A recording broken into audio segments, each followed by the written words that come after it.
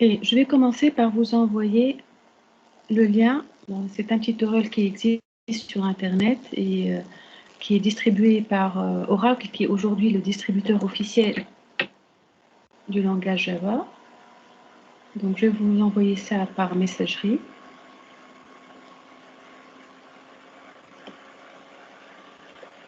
Et enfin, on va faire une petite démonstration sur Corba. Alors, je reprends un petit peu l'idée de Corba. L'idée de Corba, c'est de pouvoir faire communiquer, un peu comme RMI, des objets à distance avec un bus. Et par contre, l'objectif, c'était que plusieurs objets écrits dans des langages différents puissent communiquer ensemble. Donc ça est de 1. Et de 2, Corba a été un peu plus ambitieux qu'au RMI parce qu'on voulait associer des qualités de service aux objets. Mais ça, c'est pas ce qu'on va voir aujourd'hui. Et aujourd'hui, on va voir simplement une petite démonstration basique. Donc, c'est ce qu'on appelle, bon, c'est un Hello World Example. Alors, le Hello World Example, la première étape dans toute application Corba, c'est d'écrire l'IDL. Donc, on va copier ici cet IDL. Bon, je l'ai déjà fait.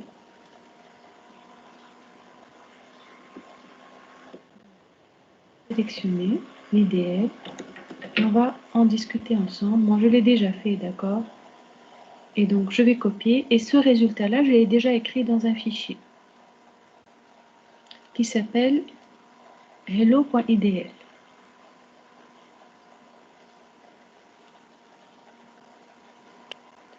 Après, on va basculer vers un autre ordinateur. Hein. Celui-là, il est un peu plus lent.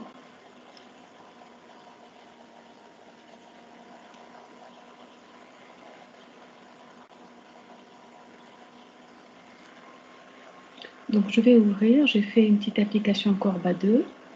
Et je vais ouvrir l'IDL. C'est tout simplement le contenu de ce fichier. Alors, l'IDL est écrit dans c'est Interface Description Language. Vous vous rappelez, en RMI, la description de l'interface était en Java. Donc, ce qui faisait qu'on ne peut faire communiquer que des objets écrits en Java. Donc, on a essayé de trouver un autre langage universel pour que l'objet, l'implémentation, soit une boîte noire et qu'on expose à une interface écrite dans un langage neutre. Donc, ils ont essayé de trouver un langage neutre. Ils se sont un peu inspirés de C++. Le module correspond à une bibliothèque, un peu, ou un espace de nommage. Et plutôt un package en Java, un namespace C++. On retrouve la notion d'interface dans laquelle on va exposer les méthodes abstraites. La méthode c'est hello qu'on va implémenter et des méthodes ici qui sont liées à Corba, plutôt au serveur Corba qu'on appelle le POA, donc on va voir tout à l'heure, et qui va appeler automatiquement la méthode shutdown. D'accord, c'est lui qui l'appelle automatiquement pour voir s'il y a des choses à fermer avant de détruire l'objet. Donc, contrairement à RMI, le serveur va instancer les objets, mais peut aussi gérer leur cycle de vie, ça veut dire les détruire. En plus de gérer d'autres paramètres, comme la paramètre de sécurité. Donc, moi, j'ai sauvegardé ce fichier, je l'ai enregistré sous hello.idl, et ensuite, je vais ouvrir ici, et je vais lancer la commande que j'ai déjà faite.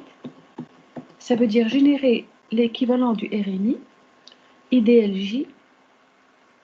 À partir de cet IDL, je vais lui demander de générer un certain nombre de fichiers. Donc, je vais faire entrer fall, ça veut dire les fichiers côté client et côté serveur. Vous pouvez faire -f-server ou -f-client. Donc, il va les générer. Voilà. Donc, qu'est-ce qu'il va vous générer? On va voir un petit peu. Le résultat ici, c'est décrit tous les fichiers générés. Petite documentation ici. Donc, il va générer le POA. Donc, je ne sais pas si vous arrivez à voir, en tout cas, vous avez l'original. Donc, en faisant idlj-fall hello.idl, d'accord, c'est un compilateur qui va générer un certain nombre de fichiers. The idlj compiler generates a number of files. D'accord. Bon, après, ça dépend des versions. Mais grosso modo, vous allez trouver le hello POA pour les lister, le stub, le hello.java, le hello helper et le hello holder, on va voir le rôle. et le hello operation. Donc, si on lit un par un, le hello POA, c'est vraiment l'équivalent du serveur qui va gérer le cycle de vie, d'accord? Donc, c'est ce qu'on appelle c'est l'interface entre l'objet et le bus. Et c'est une classe abstraite, d'accord? Ça va permettre un petit peu de faire tout le travail de gestion du cycle de vie des objets qui vont fonctionner sur Corba. Le Hello Stub, il est similaire au stub de Corba. Alors, le Hello.java, c'est l'implémentation de l'interface, mais en Java. Ça veut dire qu'il va prendre l'IDL et la traduire en interface Java. Donc, c'est écrit ici, This interface contains the Java version of the IDL interface. Si vous le compilez avec C++, il va vous générer la version de l'interface en mode C++. Le helper et le holder. Donc, le helper va permettre un petit peu de faire la lecture et l'écriture des types de données en Java. D'accord? Donc ça, c'est le hello helper. Le hello holder, c'est une méthode un petit peu qui va aussi interpréter les in et les out pour permettre un petit peu la sérialisation, désérialisation. Pour résumer, pour vous donner les grandes lignes, les holders et les helpers, ce sont les classes qui vont se charger de la sérialisation, désérialisation. Donc c'est ce qu'on appelle la lecture et l'écriture à partir des strings Corba. Elle ne se fait pas par défaut, pas comme RMI, ce n'est pas un mécanisme automatique, il a besoin de ces deux classes. Et le hello operation.java, c'est aussi une interface contenant la méthode sayHello and shutdown. Donc en fait, on prend simplement l'interface, on va lire les méthodes et on va les mettre dans hello operations. Donc vous allez avoir ces classes-là qui sont générées automatiquement quand je fais dire.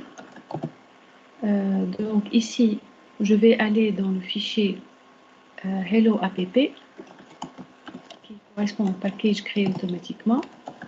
On va trouver l'interface hello.java, le helper, le holder, les opérations et le POA et le stop. Maintenant que c'est fait, l'étape suivante telle que c'est indiqué, donc on a fait le petit 1, donc on a écrit le hello.idl, on l'a compilé. En petit 3, on va compiler toutes les classes, d'accord? Donc c'est ce que j'ai déjà fait. J'ai fait Java C, voilà, toutes les classes dans le répertoire principal et toutes les classes dans le package Hello App.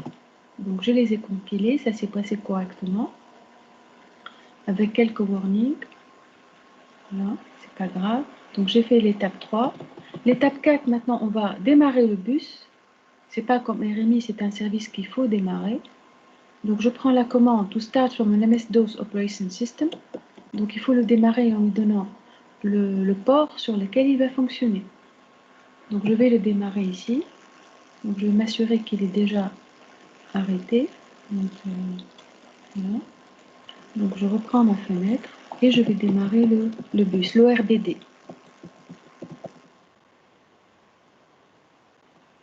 Voilà. Start, pardon, le ORBD.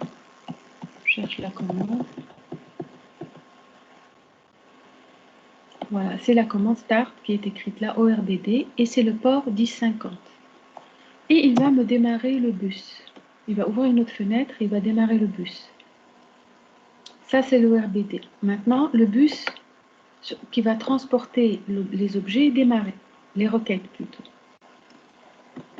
L'étape numéro 5, c'est de démarrer le serveur.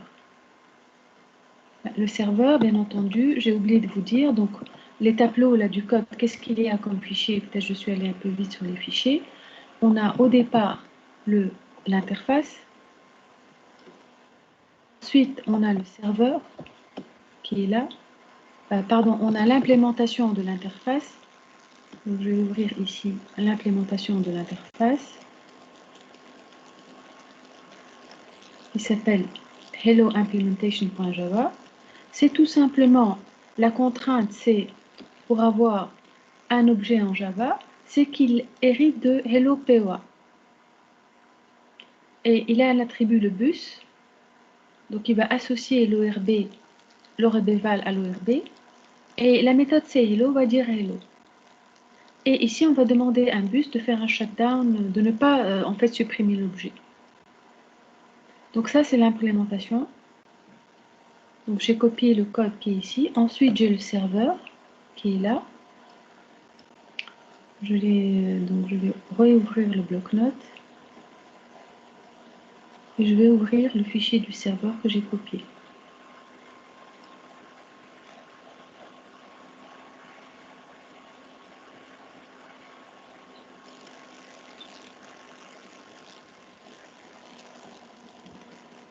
Donc c'est le fichier hello server. Donc ici, le serveur va initialiser l'ORB. Alors, essayez de trouver la référence de l'objet et activer le manager.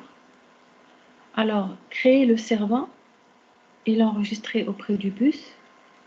Récupérer la référence de l'objet, du servant. D'accord. Et ensuite, bon, ben, tout simplement, l'associer, l'enregistrer auprès du service de nommage avec le nom hello. Donc, tout simplement, il va inscrire l'objet auprès du service de nommage après avoir démarré le bus. Ça, c'est le serveur. Donc, j'ai copié ce code-là. Ensuite, le client Corba, ben, il va tout simplement essayer un peu comme RMI de retrouver l'objet à partir de sa référence. Donc, on va ouvrir le code du client. Donc, je ne vais pas vous demander d'apprendre le code. Hein. Pas du tout, ce n'est pas l'objectif. Donc, ici, vous allez avoir le client qui se connecte, la même chose au bus.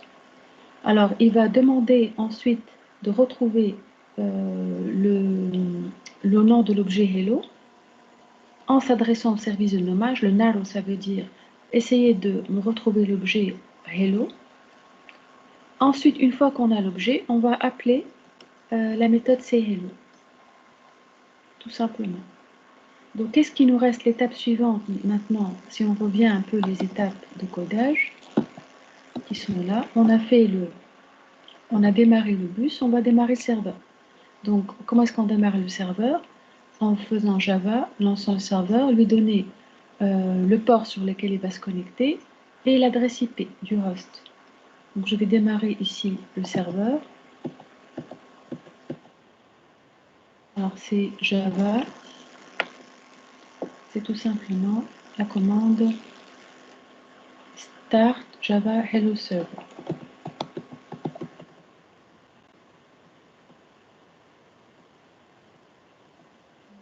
Je vais la coller. Normalement, je l'ai déjà utilisée.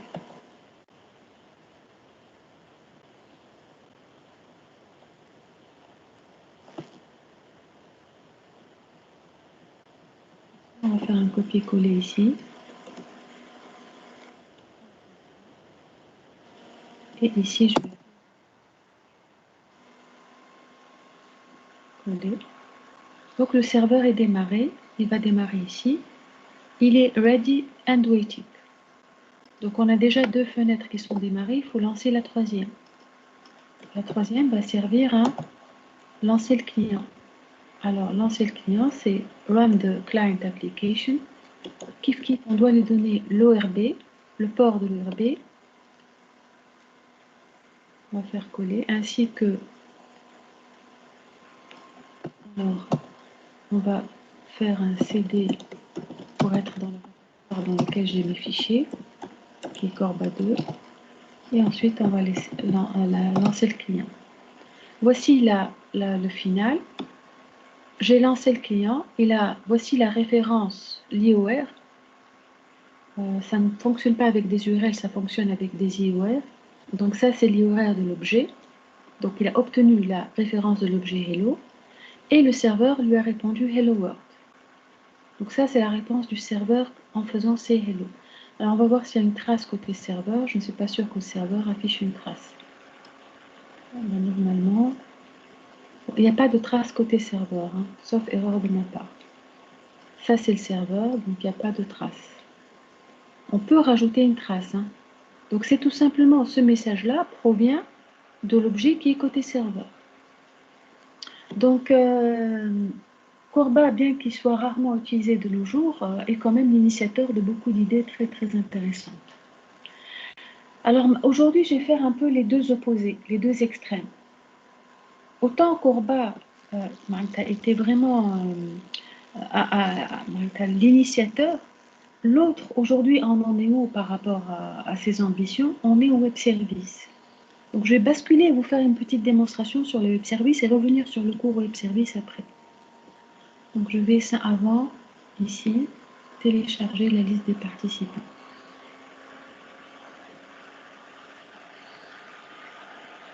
Donc je vais me connecter à partir d'un autre PC.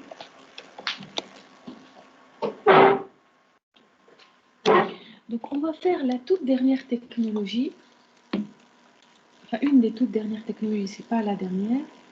Donc je vais me connecter.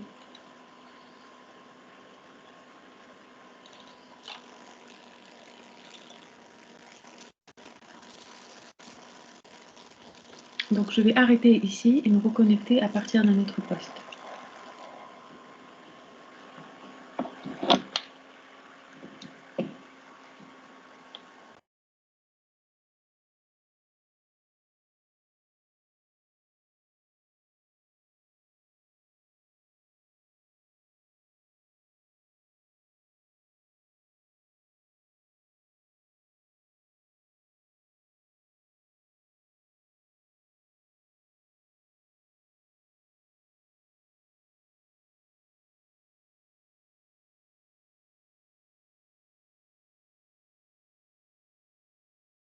Est-ce que vous m'entendez?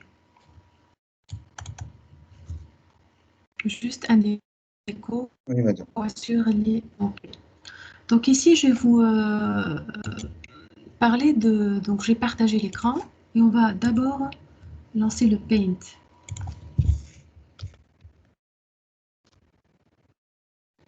Alors l'idée maintenant de la technologie de web service, c'est un peu la même idée qu'au Corba, c'est de faire communiquer des objets écrits dans des langages différents. D'accord? Mais en utilisant quoi? Ben, en utilisant ici au milieu,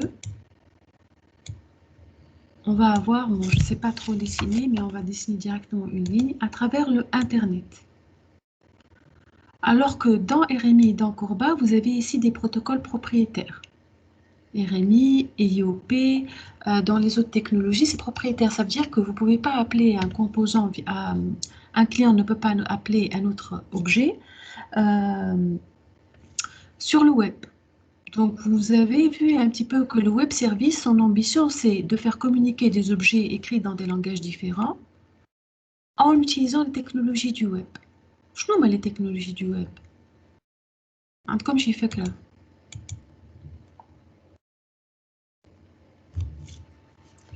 Donc, vous savez très bien que RMI utilise le protocole RMIP, Corba, c'est IOP. Et est-ce que vous avez une idée du protocole utilisé sur Internet?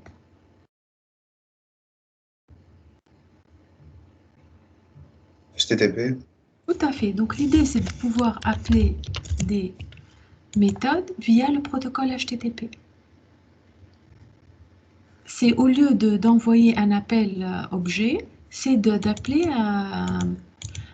d'utiliser le protocole HTTP. Et qu'est-ce que je peux envoyer sur le protocole HTTP?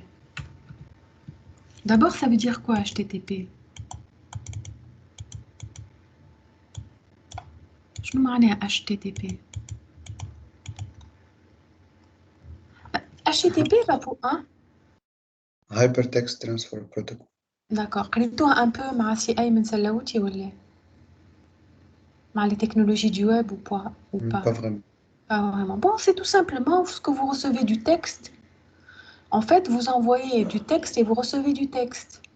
Ben, les pages qui s'affichent chez vous, c'est du texte. C'est du HTML. Et le HTML, c'est du texte. En fait, c'est comme si je voulais envoyer du texte pour déclencher un appel ici de la méthode sayHello et que la méthode sayHello envoie du texte.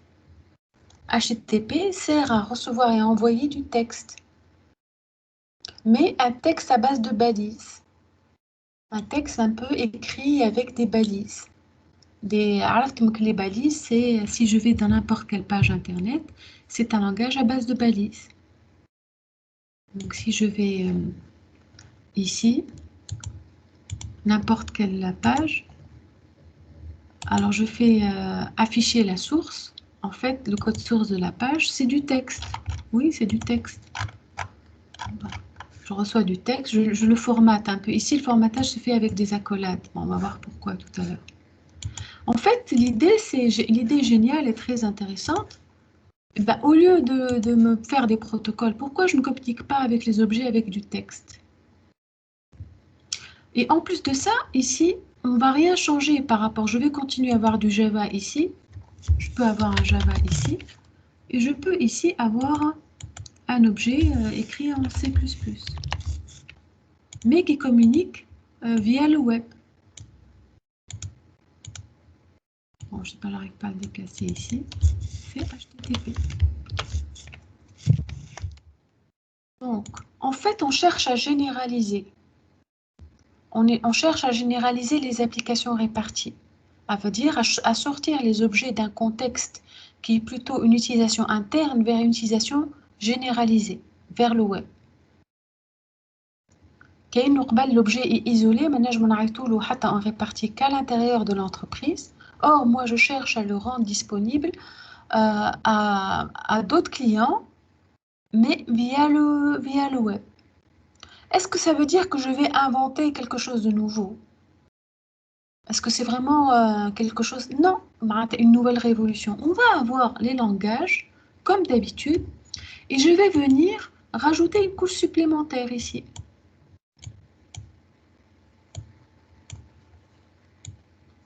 Ça veut dire l'objet, on va le cacher derrière une couche web service.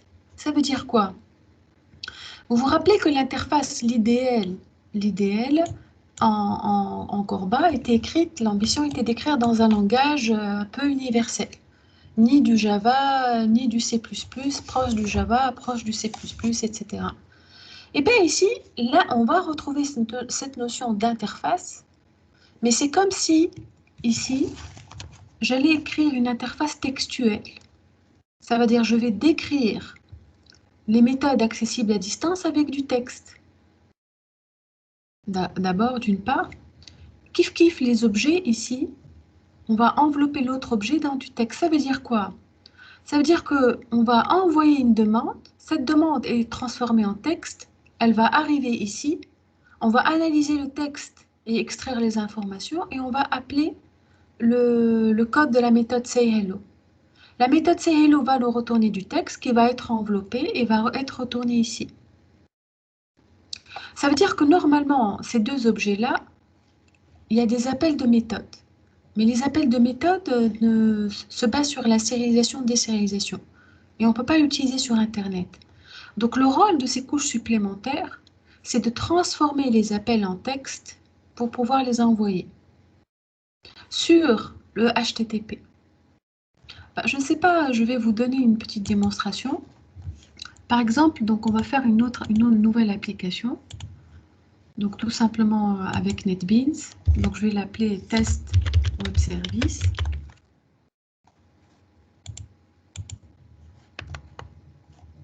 Alors Test Web Service, je vais venir ici et je vais créer un nouveau Web Service.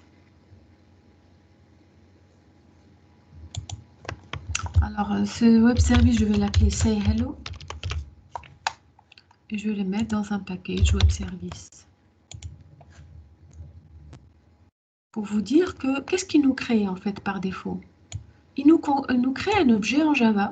Si j'avais utilisé une plateforme, un environnement de développement C++, il m'aurait créé un petit objet en C++.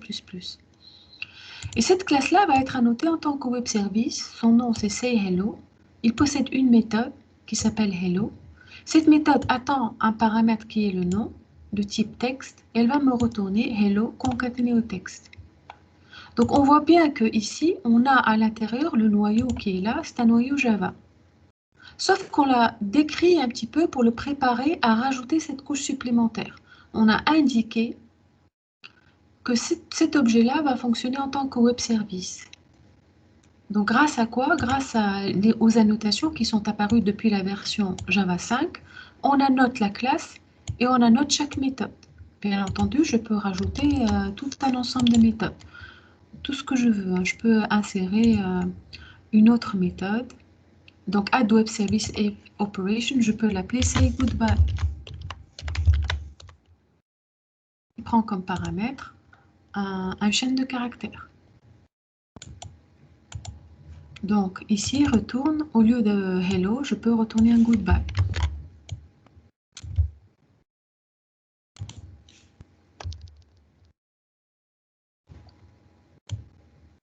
Donc, en fin de compte, cet objet écrit en Java est transformable en web service parce qu'il est annoté en tant que tel et il possède des méthodes, deux méthodes qu'on peut appeler à distance. Revenons, j'insiste, le web service, c'est une enveloppe supplémentaire par rapport à une implémentation donnée. Donc ça ne veut pas dire qu'on va inventer un nouveau langage, mais ça veut dire qu'on va masquer les objets derrière une implémentation neutre aussi, neutre d'une part, et conforme au web, ça veut dire qui va pouvoir fonctionner sur Internet. Donc ça, c'est la première étape. Vous remarquez qu'elle se fait presque automatiquement. D'accord, j'ai créé un web service, je peux faire la même chose dans C++. La deuxième étape, ça va être la génération de l'IDL, l'équivalent de l'IDL. L'équivalent. Donc, ça veut dire qu'on va lancer une petite opération pour qu'il aille lire chacune des annotations. Il va savoir que dans cette interface, il va y avoir deux opérations, chacune prenant un paramètre. Donc, comment ça se fait? En allant cliquer sur Web Service, et l'équivalent de l'IDL, donc je vais ouvrir un fichier du cours normalement que j'ai ouvert la dernière fois. Alors, je l'ai normalement sous la clé.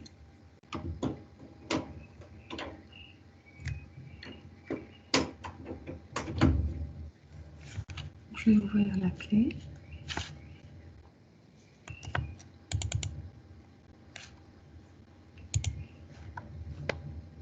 Normalement, donc on avait ici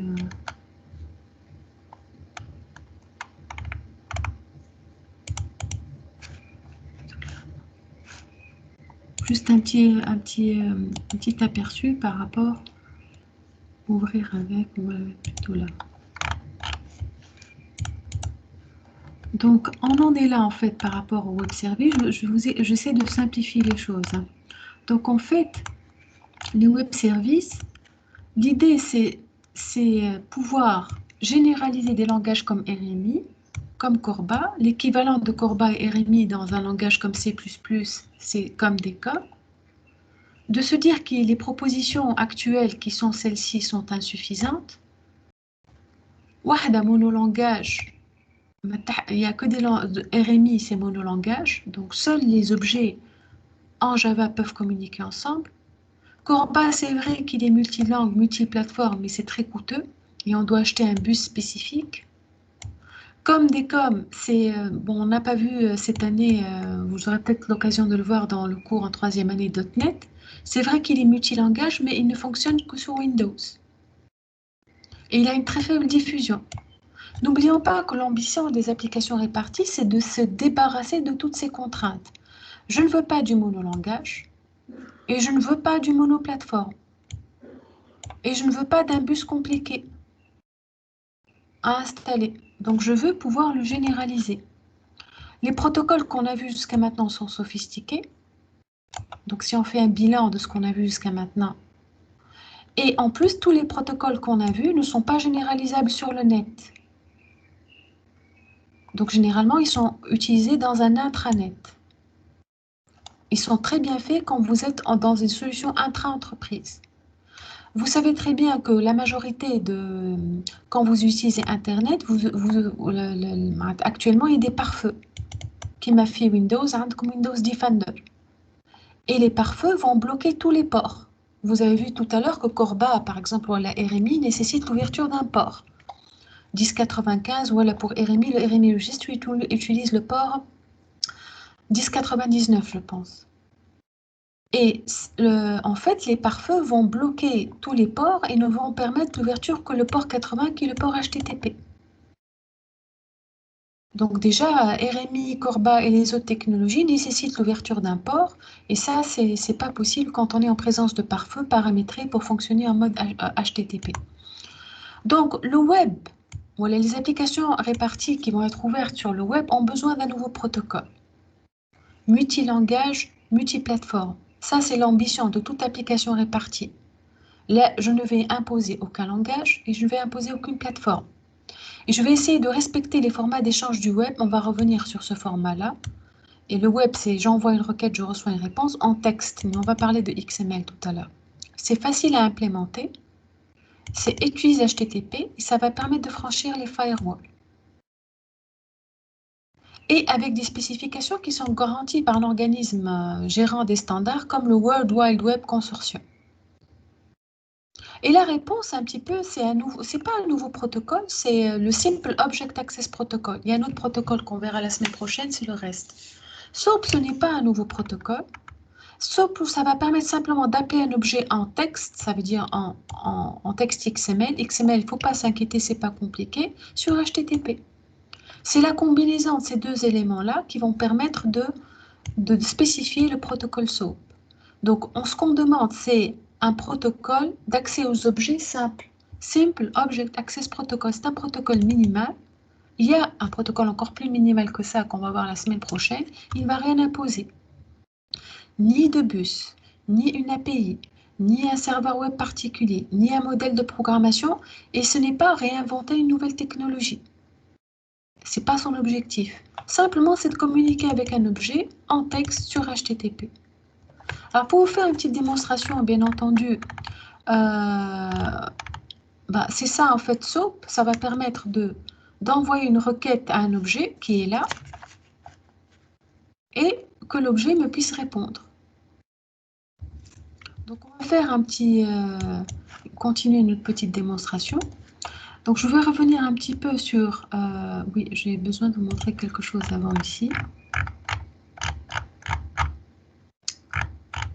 Juste, je pense avoir...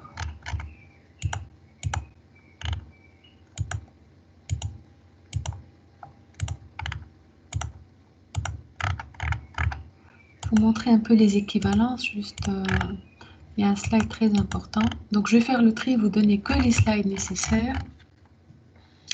Il y a un slide qui fait un petit comparatif très intéressant. Voilà. Est-ce que le web service est une nouvelle technologie? Non. En fait, on a un nouveau protocole. Ce n'est pas un nouveau, mais du texte sur HTTP, c'est l'équivalent de IOP ou là de RMI, Corba. On retrouve cette notion d'IDL. L'IDL, maintenant, IDL, c'est Web Service Description Language. Et on retrouve cette notion d'annuaire, le Name Service, l'UDDI. Donc aujourd'hui, dans la démonstration, on va voir c'est quoi cette fameuse WSDL et on va voir une petite démonstration de SOAP. Et toutes les implémentations actuelles utilisent les web services, que ce soit .NET, Apache, Oracle, c'est généralisé. Donc 100% presque des applications offrent un accès web service. Donc si je retourne maintenant, ce que je vais vous montrer, c'est d'abord le WSDL et le SOAP. Donc cette fameuse interface maintenant qui était écrite en IDL, Corba et en Java appelée RMI, on va pouvoir la générer automatiquement. On va générer cette interface, générer et copier le WSDL. Moi, je l'ai déjà fait, bon, mais on va le refaire. Voilà, il l'a généré. Voilà. Généré normalement un petit peu, il a généré ici. Voilà, il a généré un certain nombre de classes, un peu comme Corba, d'accord, pour que ça fonctionne, pour gérer les requêtes et les réponses. Donc ça représente la couche externe. Et le sayhello.wsd. Vous voyez un petit peu, c'est quoi maintenant sayhello? C'est tout simplement du texte, où on va retrouver l'ensemble. J'ai focalisé sur l'essentiel. On va retrouver le résumé des opérations. C'est comme si j'écrivais une interface en texte. J'ai une opération qui s'appelle hello, qui prend un texte et qui retourne du texte. J'ai une autre opération qui c'est say goodbye, qui prend un texte et qui retourne du texte. L'input, c'est du texte, le output, c'est du texte. Kif kif, le say hello, le input, c'est du texte, l'output, c'est du texte. On a rajouté dans les dernières versions une description spécifique. Ça veut dire si jamais vous n'utilisez pas des types basiques comme le string, le int et le float, vous pouvez écrire des fichiers XSD. Donc les fichiers XSD, c'est simplement un résumé des types utilisés. Ici, j'ai le type string, string, string, etc. Donc en fait, ces deux fichiers-là, c'est tout simplement la description de l'ensemble des opérations et des types gérés par l'objet.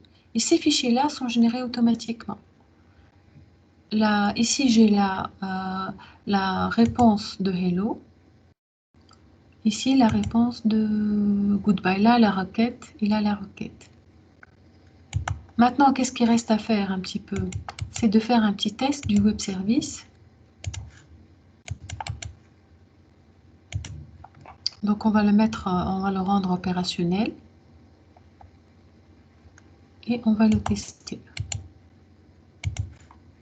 Pour le tester, il va me préparer automatiquement une petite page web. Say hello web service tester. Il me prépare, il a identifié en analysant le WSDL file. Je clique dessus ici, je peux voir le fichier WSDL. Simplement pour vous dire que, alors pardon, on va revenir. Je vais relancer le testeur. Donc ici, c'est en analysant la description du web service qu'il a trouvé qu'il y avait deux méthodes, say hello et say goodbye. Que ces deux méthodes-là prennent deux champs. Donc ici, on va faire GL2 et ici GL2. On va cliquer ici, quand on clique sur ce lien-là, en fait, on va appeler l'objet, mais en appelant via ce qu'on appelle une requête SOAP. On va voir à quoi elle ressemble. Et ici, quand je clique, c'est la même chose. Donc c'est comme si je communiquais avec l'objet en lui envoyant du texte sur HTTP, en lui disant « déclenche la méthode say goodbye ». Et lui, il va me répondre. Donc quand je clique là, j'envoie une requête de type SOAP et je reçois une requête de type SOAP. Qu'est-ce qu'elle contient cette requête? On va demander à l'objet, dans le corps de la requête, de déclencher sa méthode normalement. Donc say goodbye, la première méthode, je demande à l'objet de déclencher la méthode say goodbye et je lui passe le paramètre GL2. Ça veut dire ici, si je reprends un peu le schéma, paint, ici j'envoie une requête HTTP demandant à l'objet de déclencher say hello. Donc il y a une requête qui part là, qui contient say hello et GL2. Elle arrive ici, dans la couche externe, on va extraire les informations. Je nous mets les informations, c'est le nom de l'opération et le paramètre, et je vais le passer à l'objet. Ensuite, donc, elle arrive ici. L'objet va me répondre en disant voici say hello. Donc, quelle est la réponse là? La réponse, c'est comme c'est la méthode goodbye, goodbye. By GL2, voilà. Donc, c'est goodbye response, c'est by GL2.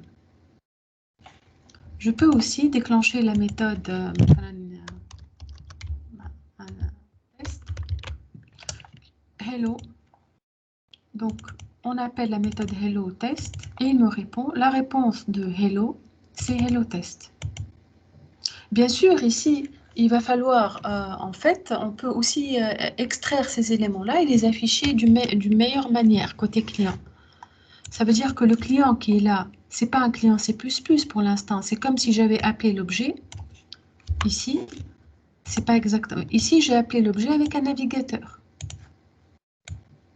C'est possible. Et lui, il me répond avec un navigateur web.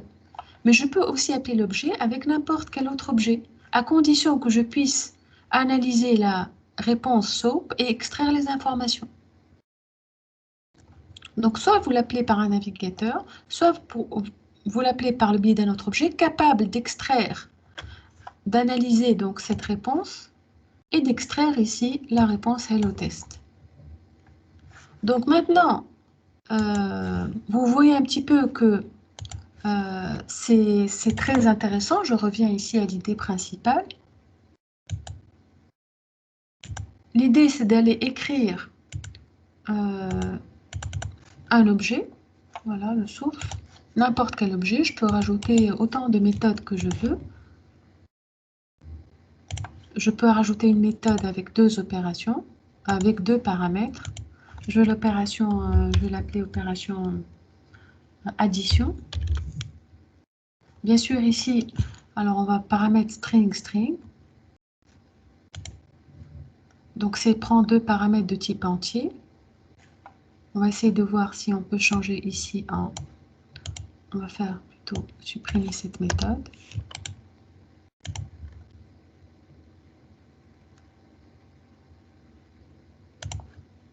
Donc on va l'appeler la méthode add. On va voir si on peut changer ici le type à int, voilà. Ici l'autre type de à int. Et on va l'appeler la méthode add. Voilà, et ici on va faire rajouter paramètre 1 plus paramètre 2. Paramètre, les deux paramètres, return ça. Et ici on va dire le type de retour c'est int. Donc la même chose ici, c'est il va falloir régénérer le, normalement, on va voir si on peut régénérer le WSDL.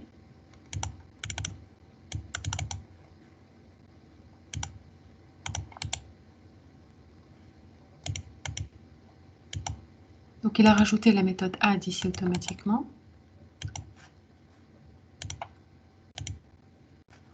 On va essayer de supprimer l'ancien pour être sûr. Supprimer ce qui a été déjà généré.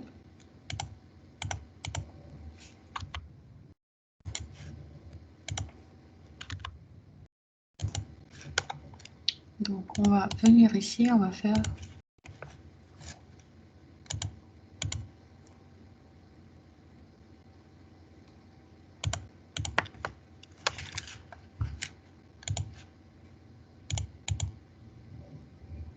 donc il a régénéré le WSDL. Normalement, voilà les fichiers générés. C'est un peu l'équivalent de IDLJ ou la RMIC.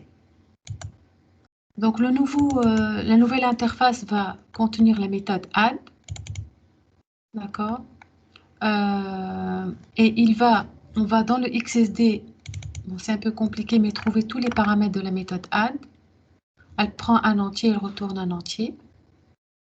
Add prend deux paramètres en entrée. Et la réponse retourne un entier. Voilà. Donc en fait, ça sert tout simplement à décrire d'une manière textuelle le comportement externe de l'objet à distance. Qu'est-ce qu'il nous reste à faire maintenant? Eh bien, il nous reste à tester le web service. Donc on va le mettre en opérationnel et on va le tester. Maintenant, il a détecté qu'il y avait une nouvelle méthode qui prend deux entiers. On va essayer de faire 1 et 2. On va cliquer sur add. Et la réponse de add, c'est 3. Méthode return 3. En entrée, j'ai deux entrées. Et donc, j'envoie une requête permettant de déclencher la méthode add contenant 1 et 2. Et la réponse de add, c'est 3. Donc, en fait, c'était l'idée, elle est très facile.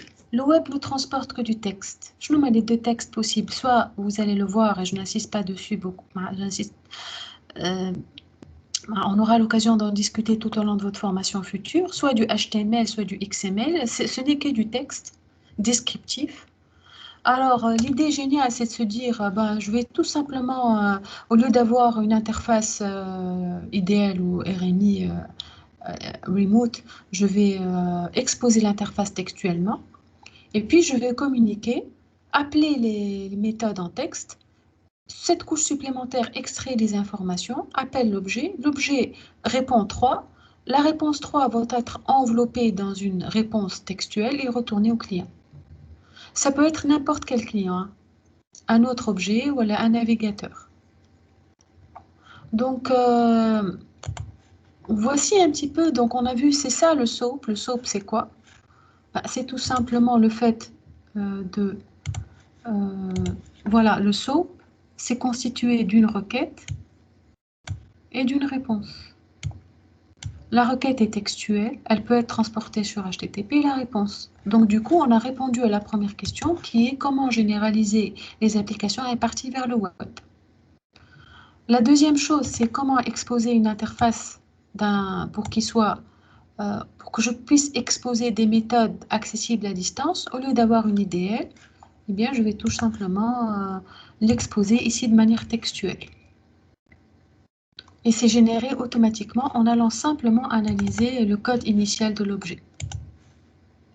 Après, le reste, c'est simplement un peu plus... le reste découle de ça. Hein. Le reste, vous voyez, du point de vue du développement, il n'y a rien à faire, quasiment rien à faire. Ça veut dire que tous les environnements aujourd'hui vont vous permettre de programmer en 2 clics des WSTL. La partie enregistrement et découverte, on ne va pas la faire aujourd'hui, mais elle est possible. Il faut déjà installer un annuaire au préalable. Mais l'installation d'un annuaire, elle est un peu plus délicate à faire. Vous pouvez aller faire... vous pouvez faire recherche sur Internet, c'est voir quels sont les web services SOAP disponibles.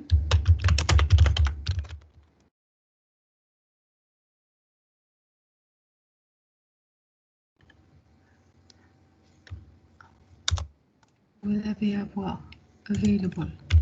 Web service SOAP de test, par exemple, on va voir. Bon, généralement, j'utilise l'autre catégorie. Alors, normalement, il n'y en a pas autant que les web services restent sur le web. Hein.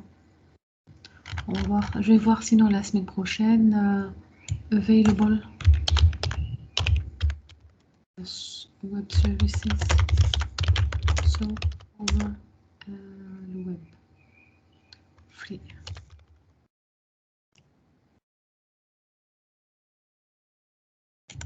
Donc on va voir, vous allez avoir un petit peu tout simplement des tests, tous les ensembles de web services disponibles sur le web, des convertisseurs. Alors, est-ce qu'on peut en avoir des en SOAP? Donc en fait, il y a un certain nombre de composants qui sont disponibles, qui sont utilisables. Vous pouvez rajouter vos propres web services sur Internet. Ce que je voulais voir, c'est Public SOAP API. Bon, on va voir la semaine prochaine. Ce qui est sûr, c'est que les web services REST qu'on va voir la semaine prochaine, il y en a énormément sur Internet. Peut-être je vais mettre la charrue avant les bœufs. Web service REST. Parler la semaine. REST online. Online API test, online REST client. On va voir. Bon, sinon, même si on ne le fait pas aujourd'hui, on a déjà fait suffisamment de démonstrations aujourd'hui. Donc, on va voir la semaine prochaine la différence entre SOAP et REST et pourquoi est-ce que REST est aujourd'hui plus généralisé que le SOAP. Donc, en tant que futur ingénieur, vous devez connaître les deux. Alors, chaque web service qu'on va voir, on va les comparer la semaine prochaine, il a des avantages. Mais REST étant un protocole plus léger, on va voir que c'est du texte, mais c'est du texte extrêmement allégé. Extrêmement plus léger, donc on va pouvoir l'utiliser, il est moins consommateur de bande passante, il est plus léger. Je suis quand même, je voudrais un petit peu vous faire une petite démonstration.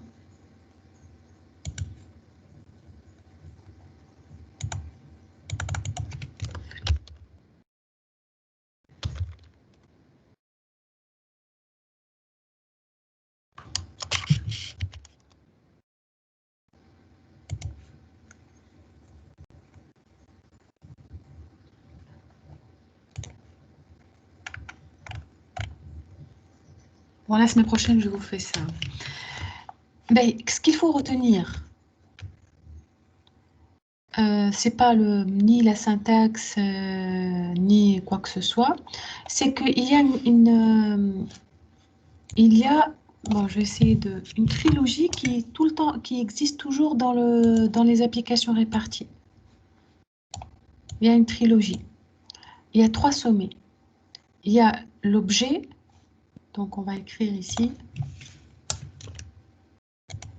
l'objet et son interface.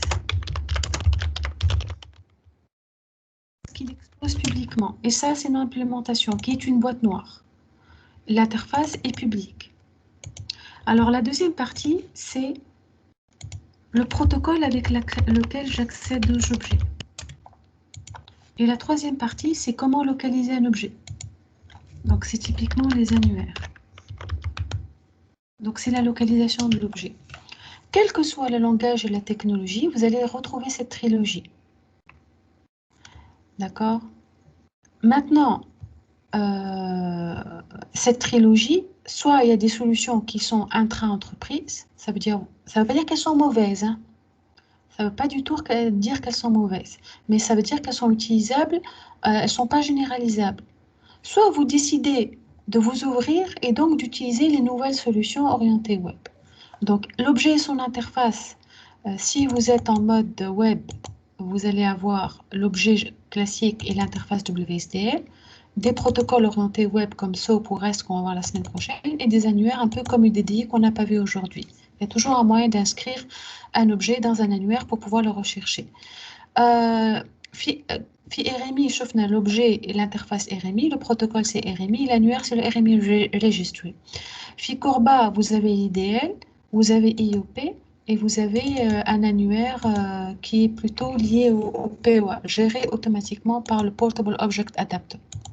C'est lui qui est en même temps un serveur et en même temps un annuaire. Bon, je ne sais pas si le message est plus ou moins parvenu aujourd'hui.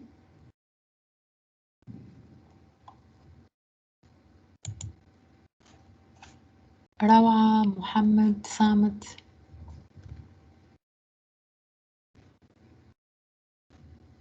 Oui, madame, ça va.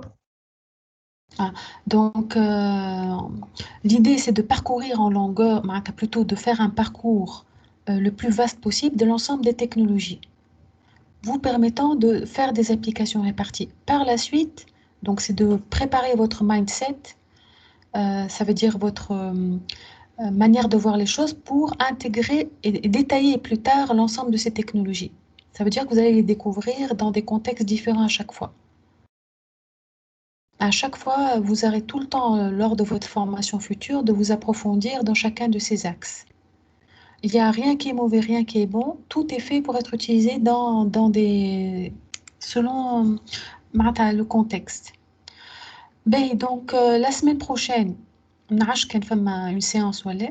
D'après vous, je ne sais pas, normalement, عيد صغير. Normalement, je ne sais pas. Vous avez une idée? Hein? يظهر لي بالخميس. Donc, il nous reste combien de séances en somme? بعد فما. Donc, la semaine prochaine, normalement, on n'a pas. Il reste تقراو le 20 et le 27. Hein? L'arrêt des cours, وقتاش ما عندكمش فكرة؟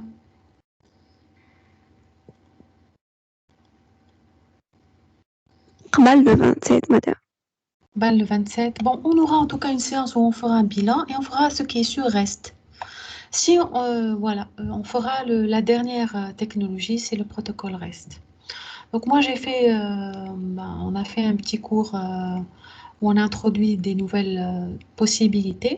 On va s'arrêter là aujourd'hui, sauf question de votre part. على الكور على TP ولا على أي حاجة. مدام Mhm. ما فهمتش فيرسيون تاع الكور فيها خاطر الفيرسيون الموجودة توا طويلة فيها برشا حاجات احنا ما تريتيناهاش. في تقصد على les web services? اي Et attends, comme justement le web service, vous aurez que 10 slides à réviser. Donc je vais faire une épuration. On خلي لكم كان 10 à 12 slides l'essentiel. D'accord? Donc تنحي D'accord, الفيرسيون madame. هذيك ونعطيكم une version allégée. Est-ce qu'il y a une autre question? Donc je vous souhaite une bonne journée et Inch'Allah عيدكم مبروك si je ne vous vois pas avant. D'accord? Allez, au revoir. Merci madame. Merci, au revoir. Madame. عايشك عايشة عنوان. Oui, تفضل. علي. شكون تكلم توا؟ Bon, donc s'il n'y a pas de questions, bonne journée.